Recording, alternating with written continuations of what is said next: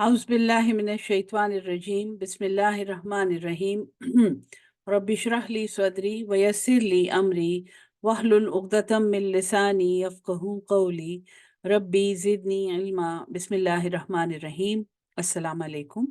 Welcome to session number 56 of दौरा कुरान 2024। सूरह निसा की आयत नंबर 5 से सबक शुरू कर रहे हैं। और इससे पहले वाला सेशन अगर आपने नहीं सुना तो वो ज़रूर सुन लें, क्योंकि that forms the foundation of the entire सूरा। और ये पहली दफ़ा कुरान में सूरह निसा औरतों की सूरत है जो मेरे ख्याल में जितने भी ज़्यादा गौर से और डेप्थ से सुनी जाए और समझी जाए वो कम है। शुरू करते हैं इंशाल्लाह।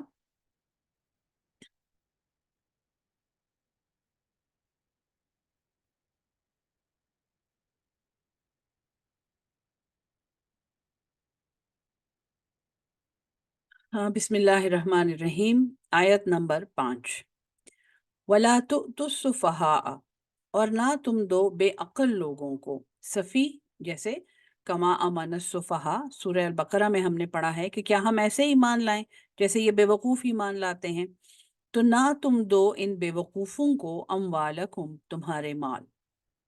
अम्वालकुमुल्लती, वो माल, तुम्हारे माल, अल्लती, वो जो, जअलल्लाहु, जो बनाए हैं अल्लाह ने, लकुम, तुम्हारे लिए, क़ियामन, एक स्टेबिलिटी, कायम रहने का जरिया, स्टेबिलिटी है।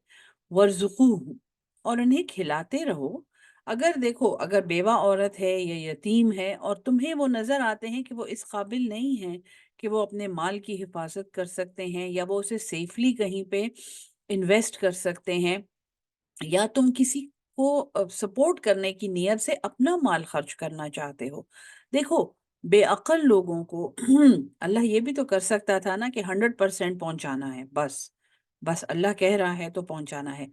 हो सकता है कि वो बेवा या वो यतीम इस काबिल ना हो, वो इतना स्टेबल ना हो अपनी सोच में, अपनी मैच्योरिटी में, कि वो उस माल को डील कर सके, वो अपना कोई नुकसान कर बैठे। सो अल्लाह ताला एक एक्सेप्शन बता रहा है कि देखो, जो कमअक्ल लोग हैं, बेअक्ल हैं, जो सिंपल माइंडेड लोग हैं, उनको उनके माल ना दो, और उनको अपने माल, अम्वालकुम, तुम्हारे माल, अगर तुम उनके लिए खर्च करना भी चाहते हो तो तुम उनको अपने माल ऐसे ना दो, वो माल जो अल्लाह ने तुम्हारे लिए स्टेबिलिटी के लिए बनाए हैं, तुम्हारे लिए भी एक सहारा है वो माल। वर्ज़ुक़ूहुम, तो उन्हें खिलाते रहो, फ़ीहा, उसमें से, वक्सूहुम, और उन्हें पहनाते रहो, किस्वा लिबास को कहते हैं, उन्हें पहनाते रहो, वक़ूलू लहुम, और कहो उनके लिए, क़ौलन मारूफ़ा, एक अच्छी बात। सो बड़ा खूबसूरत हुक्म है ये कि तुम अगर उन्हीं का माल उनको पहुंचाना चाहते हो या तुम्हारा माल तुम उन पे खर्च करना चाहते हो, उन्हें खिलाओ, उन्हें पहनाओ, उनसे अच्छी बात करो। और ये हमारे मुआशरे में एक बहुत खुशगवार बात है, एक बहुत अच्छी बात है कि गरीबों के घर के राशन का इंतज़ाम किया जाता है। बजाय उनके हाथ पे पैसे रखने के, उन्हें उनकी ज़रूरत की अशिया पहुंचाई जाती हैं, उनके बच्चों की फ़ीसें अदा की जाती हैं, ईद पर उनके लिबास का एहतमाम किया जाता है, उनको अच्छे पहनावे दिए जाते हैं। इसमें कोई बुराई नहीं है। अच्छा है अगर हम ये सोच के कि अगर ये पैसा हमने इनके हाथ पे रख दिया तो शायद ये इसे ज़ाया कर दें। इनमें इतनी मैच्योरिटी अभी नहीं है। ठीक है जी? वब्तुलुल यतामा, वब्तलुल यतामा, सॉरी, इब्तिला करते रहो, आज़माते रहो यतीमों को, हत्ता, यहाँ तक कि इज़ा बलगुन निकाह, यहाँ तक कि वो निकाह की उम्र में पहुंच जाएं, बालिग हो जाएं। ये बलूगत है, ठीक है जी। लड़कियों के लिए ये शरई बलूगत मेरे ख्याल में लड़कियों के लिए 15 साल है। मैं गलत नहीं बोलना चाहती, ये आप भी चेक कर लें और मैं भी चेक कर लूंगी। शरई बलूगत लड़कियों और लड़कों की एक टीन एज है जो 18 ईयर्स से पहले है। सो जब वो बालिग हो जाएं, और हमें ये पता है कि बल्कि शरई बलूगत तो ये है कि लड़कियों को हैज़ आना शुरू हो जाए, और लड़कों को जो जैसे वेट ड्रीम्स होती हैं या जो आसार होते हैं बालिग होने के, सेक्सुअल मैच्योरिटी के, वो पैदा हो जाएं। फिर एक लीगल एज है जिसमें निकाह की इजाज़त है। جو 18 سال سے پہلے ہے، اور پھر ایک ہم جو عام طور پہ جن کو ہم بالغ کہتے ہیں وہ 18+ ہیں۔ سو شرعی بلوغت جو ہے وہ سیکشول میچورٹی کا آغاز ہے، تو یہاں تک کہ وہ نکاح کی عمر کو پہنچ جائیں۔ فَإِنْ آنَسْتُمْ، پس اگر تم پاؤ منہم رشدن، ان میں ایک رشد، صرف ہدایت نہیں، رشد میں نے آپ کو پہلے بھی بتایا ہے، اس کا مطلب ہے نیویگیشن، کہ ڈائریکشن بھی مجھے پتا ہے اور اس راستے پہ کیسے چلنا ہے اور اس میں کون سا راستہ اختیار کرنا ہے، اس کو نیویگیشن کہتے ہیں۔ تو جب تم ان میں وہ صلاحیت پاؤ، حسن تدبیر اور سوچنے کی کیپیسٹی اور ڈسکریمنیشن وہ کر سکیں برے اور بھلے میں، فدفعوا الیہم، پس حوالے کر دو ان کے، اموالہم، ان کے مال، ولا تاکلوہا، اور کھانا نہیں ہے اس مال کو اسرافن، اسراف کرتے ہوئے، سارافا سے نکلا ہے اسراف، جس کا مطلب ہے گھن، وہ گھن جو اپنے تھوک سے اپنے ارد گرد ایک گھر بناتی ہے، اور جب وہ گھر پورا ہو جاتا ہے تو وہ اس کے اندر دم گھٹ کے مر جاتی ہے۔ بڑا خطرناک لفظ ہے یہ، ساری عمر ہم ایک کام کرتے رہتے ہیں جس کا کوئی فائدہ نہیں ہوتا، جب عمر ختم ہوتی ہے تو ہمیں پتہ چلتا ہے کہ اس کا تو کوئی فائدہ نہیں تھا۔ ہاں، تو ضرورت سے زیادہ ان کے مال نہ کھاؤ، وہ بیدارن، اور جلدی جلدی، جو میں نے آپ کو پچھلے سبق میں مثال دی تھی نا کہ بیواؤں کے حصے کی جائیداد کو جلدی سے بیچ دینا اور وہ پیسے بھی ادھر ادھر کر دینا بدنیتی سے، کہ ان کو ان کا حصہ نہ دینا پڑے۔ تو اسرافوں و بیدارن کا لفظ استعمال ہوا ہے، این یکبرو، یہ کہ کہیں وہ بڑے ہو جائیں، یعنی اس اندیشے سے کہ وہ بڑے ہو جائیں گے اور اپنا حصہ مانگیں گے تو ان کا حصہ ختم کر دینا۔ وَمَنْ كَانَ غَنِيًّا، اور جو تم میں سے غنی ہو، فَلْيَسْتَعْفِفْ، تو وہ بچتا رہے، جو بالکل یعنی جس کو کوئی ضرورت نہیں ہے اس مال کو خرچ کرنے کی، بہتر ہے کہ وہ اس سے بچتا رہے، پلس اس کا اپنا مال ایک صدقے کی صورت میں یتیم پہ لگ رہا ہے، اس سے بہتر صدقہ کوئی نہیں ہے، جس کے لیے حضور صلی اللہ علیہ وسلم نے کہا ہے کہ قیامت میں یتیم کی پرورش کرنے والا میرے ساتھ ایسے قریب ہوگا جیسے یہ، ایسے انہوں نے 2 انگلیاں کر کے بتائیں، یا جب یتیم کے سر پہ تم ہاتھ رکھتے ہو تو جتنے بال تمہارے ہاتھ کے نیچے ہوتے ہیں اتنی نیکیاں ملتی ہیں، یعنی بہت زیادہ پیاری پیاری روایات ہیں، احادیث ہیں جن میں یتیم کی کفالت کو بہت بڑی نیکی کہا گیا ہے، واقعی یہ بہت بڑی نیکی ہے۔ اور ان ریلیٹڈ یتیم تو ایک بالکل الگ معاملہ ہے، ریلیٹڈ یتیم کے پھر ڈبل حقوق ہیں، ایک تو وہ قرابت دار ہے، ہو سکتا ہے وہ بلڈ ریلیٹو ہو، اور پھر وہ اس یتیم بھی ہے، تو بہت زیادہ فضیلت ہے یتیم کی کفالت کی۔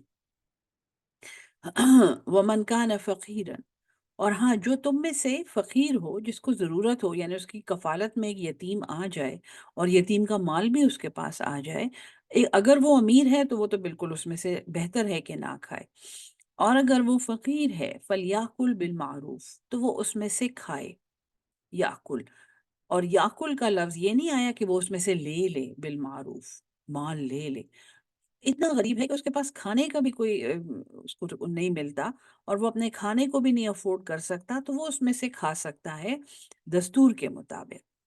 فَإِذَا دَفَعْتُمْ إِلَيْهِمْ، پس جب حوالے کر دو ان کو اموالہم، ان کے مال، فَأَشْهِدُوا عَلَيْهِمْ، تو گواہ بنا لو ان پر، بہت ضروری ہے، یعنی اٹس اے لیگل ٹرانزیکشن، کہ یتیم کی پراپرٹی اس کو جب ٹرانسفر ہوتی ہے، کچھ بھی ہو، وہ کوئی اماؤنٹ یہاں نہیں لکھی ہوئی، ہو سکتا ہے وہ سونا ہو سکتا ہے وہ نقدی ہو سکتا ہے وہ کوئی گھر ہو، زمین ہو، جو بھی ہے، جب تم اس کو اس کا مال دو تو اس پہ گواہ کرنا ہے، یہ زیادہ اور کم کی بات نہیں ہے، یہ اصول کی بات ہے۔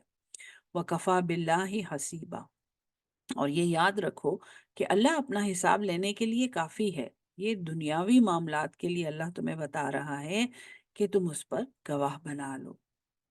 اس کے بعد آیت نمبر 7 ہے، یہ وہ آیت ہے جس سے آپ سمجھیں کہ اس زندگی میں، اس مشرکوں کے معاشرے میں، اور یہود اور نصارہ جتنے لوگ تھے وہاں پہ، یعنی پری اسلامک سیولائزیشنز، ان میں ایک زلزلہ آ گیا کہ محمد صلی اللہ علیہ وسلم ایک ایسا دین لائے ہیں جس میں عورتوں کو وراثت میں حصہ دیا جا رہا ہے، بیٹیاں باپ کے مال کی وارث ہو سکتی ہیں، یہ پہلی دفعہ تھی کہ کسی سوسائٹی میں یہ بات کی گئی تھی، اور وہ بھی ایسے کہ یہ اللہ کا حکم ہے۔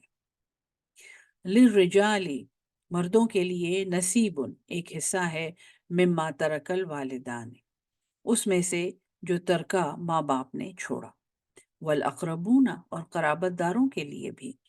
مردوں کے لیے حصہ ہے اس مال میں جو ان کے ماں باپ نے چھوڑا، اور قرابت داروں کے لیے بھی۔ وللنساء، اور عورتوں کے لیے، نصیب مما ترک الوالدان والاقربون، جو ترکہ چھوڑا اس کے ماں باپ نے اور قرابت داروں نے۔ یہ جو سیکنڈ حصہ ہے نا اس جملے کا، اس کے اوپر بہت بڑے بڑے اعتراضات ہوئے ہیں، یعنی کہ اس وقت کے لوگوں کے حواس معطل ہو گئے تھے یہ سن کے کہ کیا مطلب، جب میرا باپ مرے گا تو میں اس بہن کو بھی حصہ دوں گا، اور اس کی بیوی کو بھی حصہ ملے گا، اور میری ان ستیلی بہنوں کو بھی حصہ ملے گا۔ مطلب یہ ایک انقلاب تھا، آپ سمجھیں، جتنا بڑا انقلاب لا الہ الا اللہ تھا، ویسا ہی ایک انقلاب اس بات سے آیا ہے۔ آج کل بھی میرے خیال میں ہمارے معاشرے میں کچھ ایسا ہی حال ہے، مما قل منہ، اس میں سے قل، قلیل، تھوڑا سا چھوڑا ہو، او کسر، یا زیادہ۔ یہ زیادہ اور کم کی بات نہیں ہے، زیادہ ہے یا کم ہے، اللہ کے قانون کے مطابق یہ ڈسٹریبیوٹ ہوگا، اور اللہ کا قانون عورت اور مرد کے لیے برابر ہے۔ نصیبا مفروضہ، یہ ایک حصہ ہے جو فرض ہے۔ میں نے آپ کو بتایا ہے نا، قرآن کے لیے بہت کم چیزوں کے لیے فرض کا لفظ آیا ہے، نماز کے لیے، روزے کے لیے، حج کے لیے، زکوٰۃ کے لیے۔ کتب علیکم الصیام، تم پر لکھے گئے ہیں، تم پر اللہ کی کتاب میں لکھے گئے، یعنی فرض کیے گئے ہیں۔ فرض کا لفظ نہیں آیا، نماز کے لیے بھی نہیں آیا، لیکن ہمیں پتہ ہے کہ ہمیں نماز پڑھنی ہے، یہ فرض ہے۔ قرآن نے اپنے لیے ان الذی فرض علیک ھذا القرآن، بے شک جس ذات نے فرض کیا تم پہ یہ قرآن، اور وراثت، نصیبا مفروضہ، یہ فرض ہے۔ اور یہ یاد رکھیں کہ اگر اس فرض میں کوتاہی ہو تو میت کا راستہ مشکل ہوتا ہے، جو چھوڑ کے چلا گیا ہے۔ اس سے پہلے آپ کی وصیت کی آیات گزر چکی ہیں، اور اگر وصیت نہیں کی گئی مال میں تو پھر اللہ کے قانون کے مطابق تقسیم ہوگی، جو یہاں بیان ہو رہی ہے۔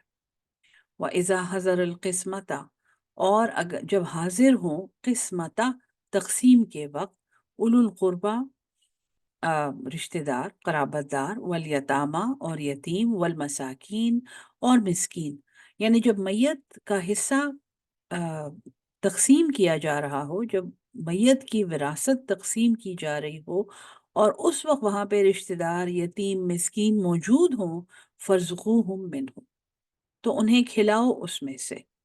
یہ بہت بڑا صدقہ ہے، اس میں کوئی قباحت نہیں ہے۔ ایک تو یہ ہے کہ میت کے گھر میں لوگ کہتے ہیں لوگ کیوں کھانا کھا رہے ہیں، وہ واقعی غلط بات ہے۔ پہلے 3 دن سنت یہ ہے کہ میت کے گھر میں کوکنگ نہیں ہوتی، یہ ان کو ایک بریک دینے کے لیے ہوتا ہے، اور پڑوسیوں کو، رشتہ داروں کو اپنی ہمدردی دکھانے کا ایک موقع ہوتا ہے کہ وہ سب کچھ تیار لا کے وہاں رکھتے ہیں، تاکہ میت کے گھر والوں کو اس غم میں ایک ریسپٹ ملے۔ وہ عورتیں کچن میں کھڑی ہو کے اور ادھر ادھر بھاگ دوڑ اور سروس میں نہ بزی ہوں، ان کو اپنے غم کے ساتھ ڈیل کرنا ہوتا ہے، وہ ایک طرف ہے۔ دوسرا یہ ہے کہ میت کے مال میں سے ان کے رشتہ داروں کو کھانا کھلانا ایک صدقہ ہے۔ لیکن یہ اس وقت نہیں جب ابھی میت دفن بھی نہیں ہوئی ہے اور لوگ کھانے کی فکر کر رہے ہیں، یہ وہ بات نہیں ہو رہی ہے۔ تقسیم کے وقت فَارْزُقُوهُم مِّنْهُ، تو انہیں کھانا کھلا دو اس میں سے، وَقُولُوا لَهُمْ، اور کہو ان کے لیے، قَوْلًا مَعْرُوفًا، اچھی بات۔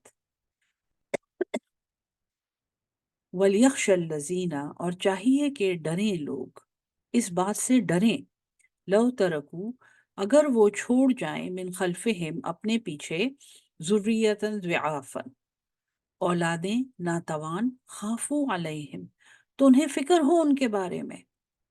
یہ کنیکٹڈ ہے وہاں پہ وصیت کی آیات کے ساتھ۔ اپنی زندگی میں بچوں کے نام، بیوی کے نام، ماں کے نام، جو بھی آپ کے پیارے ہیں اگر وہ زندہ ہیں. یہ مجھے یاد ہے، مجھے میرے استاد نے بہت اچھی نصیحت کی تھی کہ حج پہ جانے سے پہلے وصیت لکھ جانا، اور میں نے واقعی لکھی تھی، اور وہ ایک زبردست ایکسرسائز تھی اپنے گولڈ کے بارے میں، اور جو جو کچھ ہے میرے پاس، جو اس وقت میری ملکیت تھی، حتیٰ کہ اپنی کتابوں کے بارے میں بھی میں نے لکھا تھا، اپنے کمپیوٹر کے بارے میں بھی لکھا تھا. سو دیکھیں، اس زندگی میں ہمارا جو اثاثہ ہے، ہمارے پاس جو چیزیں ہیں، ہمارے جانے کے بعد یہ ہماری نہیں رہیں گی، اور بہتر ہے کہ ہم اپنی زندگی میں انہیں ان کے حوالے کر جائیں جن کو ہم دے کے جانا چاہتے ہیں. یہ ہم لوگ یہ کہتے ہیں کہ وصیت صرف ایک تہائی مال میں کی جا سکتی ہے، اور اس کے علاوہ سارا قانون وراثت کے مطابق تقسیم ہوگا. یہ بات صحیح نہیں ہے. یہ آپ میری don't take my word for it. آپ اس کے بارے میں سنیں، ثقہ عالموں کی کہ اوپینینز، آپ اس کے بارے میں سنیں. اگر زندگی ہی میں پوری چیز کسی کو وصیت نہیں کی گئی اور ہبہ نہیں کی گئی، تو پھر تو ظاہر ہے اس کی تقسیم شریعت کے مطابق ہوگی. لیکن وصیت کے بعد جو کچھ رہ جاتا ہے، جس کے بارے میں میت نے کسی کو کچھ نہیں بتایا، وہ قانون وراثت کے مطابق تقسیم ہوتا ہے. دیکھیں، اللہ یہاں کہہ رہا ہے کہ چاہیے کہ لوگ اس بات سے ڈریں کہ وہ کمزور اولاد پیچھے چھوڑ جائیں گے، تو انہیں ان کی فکر کرنی چاہیے. فَلْيَتَّقُوا اللَّهَ، بس چاہیے کہ وہ اللہ سے ڈریں، یعنی وہ انصاف کے مطابق تقسیم کریں. وَلْيَقُولُوا، اور چاہیے کہ وہ کہیں قَوْلًا سَدِيدًا، ایک سیدھی بات. ان الذین، بے شک جو لوگ، یاکلون اموال الیتامی، بے شک جو لوگ کھاتے ہیں یتیموں کے مال. اور یہ آپ ایک انڈیویجول کیس سے شروع ہو جائیں. ایک انڈیویجول کیس میں کسی نے یتیم کا مال کھایا، ایک خاندان نے یتیم کا مال کھایا، ایک محلے میں یتیم پر ظلم ہوا، ایک شہر میں یتیموں پر ظلم ہوتا ہے. ایک نیشن ایسی ہے، ایک ملت ایسی ہے، قوم ایسی ہے جہاں پہ یتیموں کا حق کھایا جاتا ہے ظلمن، ظلم کے ساتھ. انما، اس کے سوا نہیں ہے، یاکلونا، کہ وہ بھر رہے ہوتے ہیں، وہ کھا رہے ہوتے ہیں، فی بطونہم، اپنے پیٹوں میں، نارا، آگ. بہت خوفناک وعید ہے. اللہ والے، قرآن والے، اللہ کی رضا چاہنے والے یہ سن کے کانپ جاتے ہیں. جس نے یتیم کا مال ظلم سے کھایا، اس نے اپنے پیٹ میں آگ بھری. وَسَيَصْلُونَ، اور عنقریب وہ واصل ہوں گے، وہ داخل ہوں گے، سعیرا، آگ میں، جہنم میں. یہ آیت نمبر 10 ہے. یہاں پہ پہلا رکوع ختم ہوتا ہے، اور اس کے بعد کل انشاءاللہ آیات میراث ہیں، ڈائریکٹ آیات میراث. جو میں کہتی ہوں، قرآن میں اگر کوئی میتھمیٹکس کا سیکشن ہے، یہ ایک ایسا سیکشن ہے قرآن کا جو اگر آپ بچوں کو پڑھائیں تو وہ ملٹیپلیکیشن اور ڈویژن ساری خود ہی سیکھ جائیں گے. کیونکہ میں ایک سولوشن بیس لرننگ کی ایجوکیشنسٹ ہوں، اور ایسے سولوشنز ہیں اس کے اندر کہ انسان نہیں پہنچ سکتا ان کی گہرائی کو، اس خوبصورتی کو اپریشیٹ کرنا چاہیے. کس خوبصورتی سے اللہ نے یہ احکامات دیے ہیں اور یہ حساب کر کے بتایا ہے انسان کو، کیونکہ دنیاوی مال ایک بہت بڑا وبال بن سکتا ہے اگر اس کو انصاف کے ساتھ نہ تقسیم کیا جائے. اللہ ہم سب کو قرآن سمجھ کے اس پہ عمل کرنے والا اور اس کو آگے پہنچانے والا اہل القرآن بنا دے. آمین ثم آمین. السلام علیکم ورحمۃ اللہ وبرکاتہ.